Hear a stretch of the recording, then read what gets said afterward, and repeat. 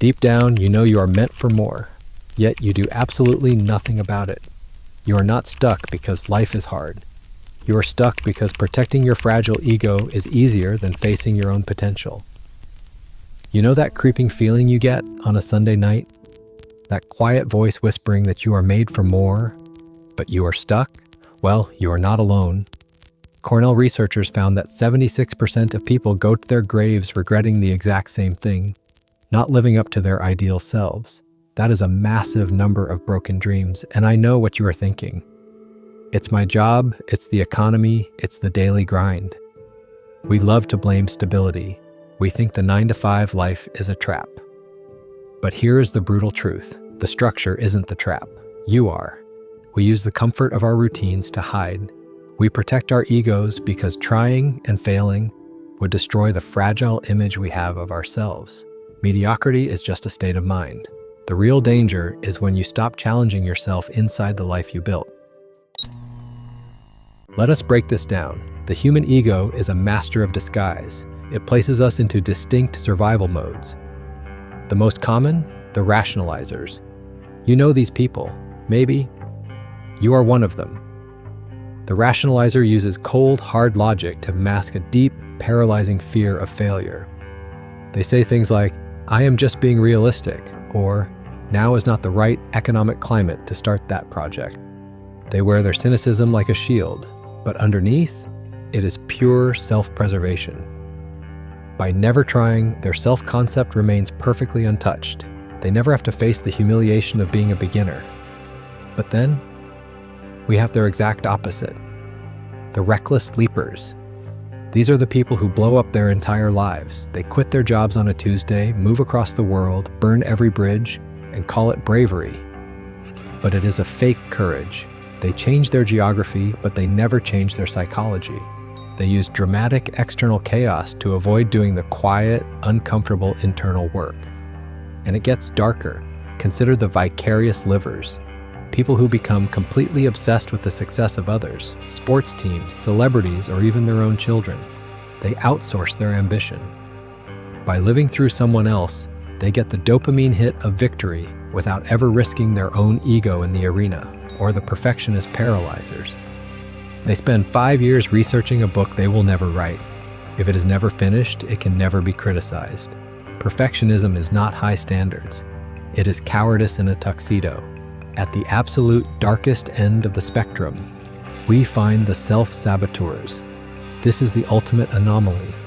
These individuals will actively destroy a healthy relationship or a thriving career just to prove their negative self-image right. They would rather be the architect of their own misery than face the terrifying uncertainty of success. Now, you might be thinking, I do not fit perfectly into just one of these boxes. Good, because human psychology is fluid.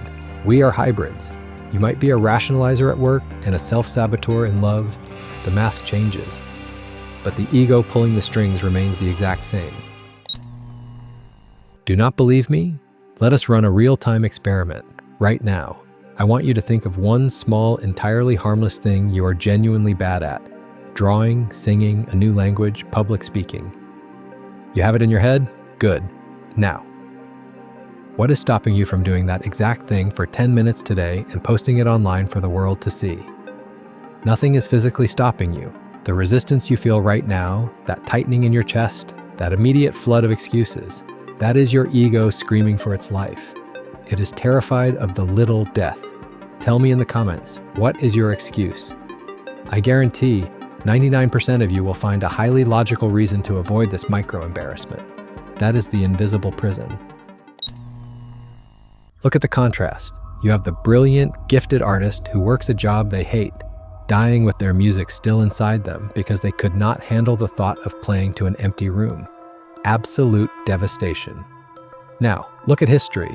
Look at the Stoic philosopher Seneca, one of the wealthiest men in Rome. Yet he would intentionally spend days eating the cheapest food, wearing rough clothes, sleeping on the cold ground. Why? He was practicing the little deaths of the ego. He was microdosing humiliation and discomfort so that the fear of losing his status could never control him. This is not just ancient history, this is destroying your life right now.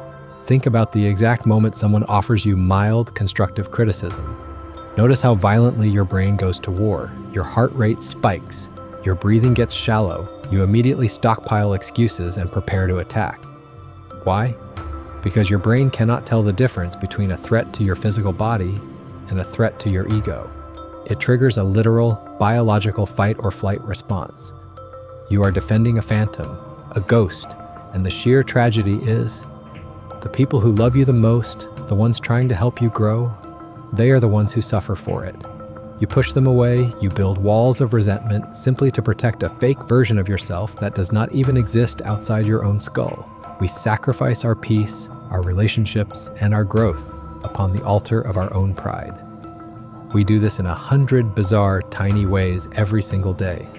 Nodding along in a meeting when you have no idea what the acronym means. Pretending you have seen a classic movie just to fit into the conversation.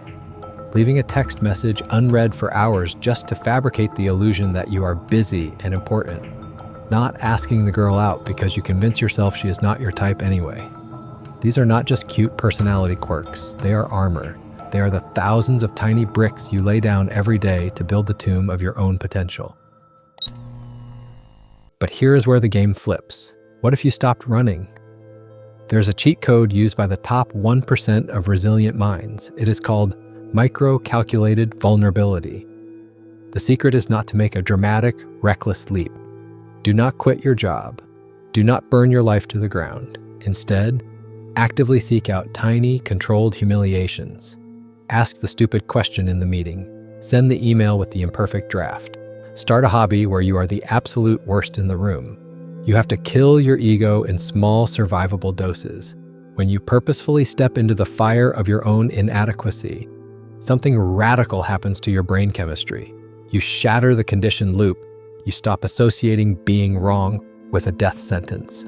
The Stoic emperor Marcus Aurelius wrote to himself in his private journals, "You have power over your mind, not outside events." He understood that real power is not manipulating the world so you never feel uncomfortable. Real power is mastering your internal collapse when you look like a fool. It is the grit to stand there, stripped of your armor, and say, "Yes, I do not know what I am doing, and I will survive this." You must train your nervous system to tolerate the feeling of being a novice. You exchange the illusion of certainty for the raw courage of being wrong. Both paths have a cost. Make no mistake. If you stay in the comfort zone, your advantage is safety. You avoid the acute, sharp pain of failure today. But your fatal flaw is the chronic, dull ache of regret tomorrow. If you step into the vulnerability zone, you will face the sharp sting of embarrassment. But you gain the ultimate, unfair advantage of chronic peace. You will never have to ask, what if? At the end of it all, we are deeply, profoundly alone in our own minds.